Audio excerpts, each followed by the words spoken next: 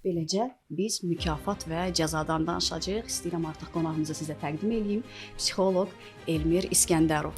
Uşağa ən gözəl yanaşma üsulu empatiyadır. Bu uşaq doğrudan da mənim sözümə baxmaq üçünmü dünyaya gəlib? Bir övladım doğuldu. Görəsən bu mənə nə verməyə gəldi? Mən bundan nə öyrənə bilərəm həyatda? Biz isə, yəni yalnız mən bilirəm ədası ilə, fikri ilə, yanaşması ilə yanaşdığımız müddətcə heç vaxt uşaqla sağlam bir münasibət qura bilmərik. Uşaq sözümə qulaq assın.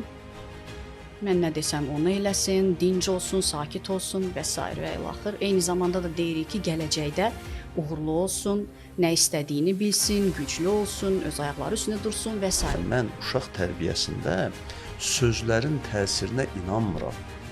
Məncə sözlər davranışlarla bacarmadıqlarımızın redaktəsidir sadəcə.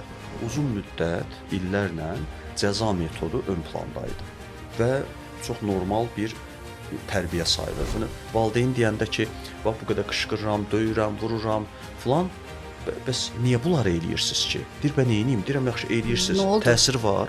Yox. Və təsir olmayandan sonra adam eyni hərəkətlərini eləsin ki. O daim cəzalandırılan, tez-tez cəzalandırılan uşağın özünə qarşı, valideynlərinə qarşı və eyni zamanda da ətrafdakılara qarşı münasibəti necə olur? Məktəbdə filan uşaq var, çox aqressivdir, onu bunu vurur. Əslində vurmaq istədiyi valideynləridir. Onları vura bilmədiyinə görə gəlib onları vurur.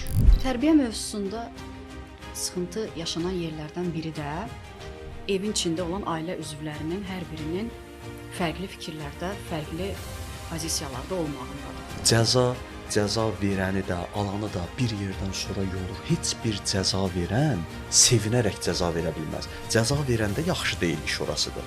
Düzdür, duyğular olaraq yaxşı deyil. Cəza alan heç yaxşı deyil. İki yaxşı olmayan insani münasibətdə biz yaxşı nəticə gözləyirik. Bu ola bilməz.